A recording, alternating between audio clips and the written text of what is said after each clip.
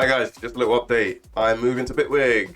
There's some things in Bitwig that I can do that I can't do in Cubase, and the way it does its routing is better.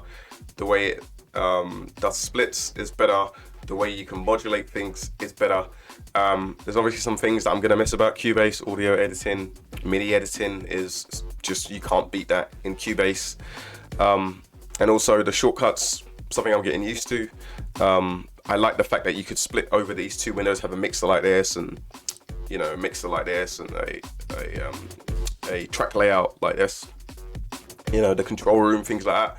But the workflow in Bitwig is just, for me, it's just better, and CPU usage and things like that. It just for me, it just runs a lot nicer and a lot faster, and it's much more inspiring. Including my hardware units, I have a lot of external hardware. I've got a DeepMind, I've got a Peak, I've got a Neutron, I've got effects units, all over the place. Arpeggiators, all over the place. And it does not run in Cubase. It is a headache to set up, and it's always out of sync. I've noticed in Bitwig, it just seems to run. So, this is partly inspired by some of the videos I've been watching in some of the Patreon channels, especially Noisier. I've watched a Superior Drummer tutorial that they did, and the things that you could do in Bitwig comparison to Cubase, it is insane. Like being able to control multiple VSTs with one MIDI instrument.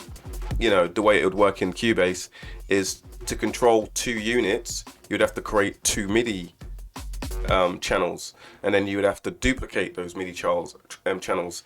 Even the way it does its splits, you'd have to create an audio channel and then create a bus, and then with that bus create 3 different buses, and then split it from high, mids, lows, and then route everything, and then name it. And it just seems a bit too old school.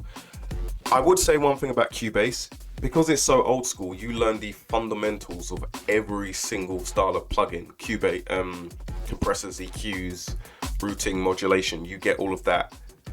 You have to learn those things in order to make any sound.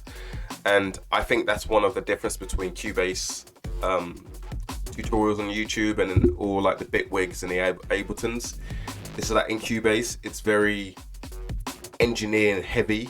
So when we explain stuff, it looks like it's really complicated, and it's really like, but it's just the way it's done. It's very old school. There are easier, better ways to do things that are faster and more simplistic, that I found that you can do that in Bitwig in comparison to Cubase.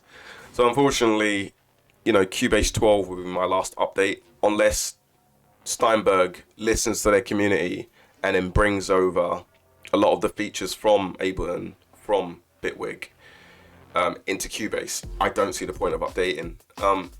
Cubase doesn't handle MIDI well.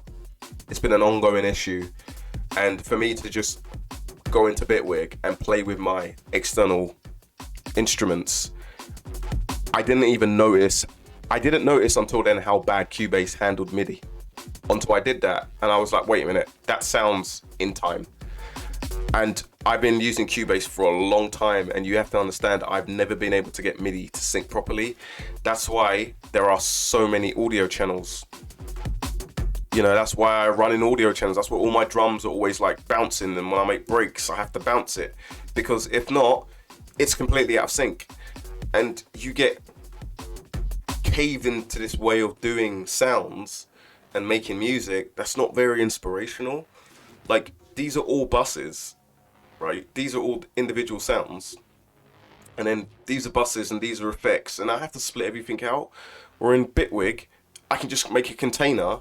Well, I can just contain a lot of this in one unit. And even, I don't even want to continue. But basically, I'm making the jump from Cubase to Bitwig, and yeah, that's it. So I may be slow to upload videos. So that's it. Take care, enjoy.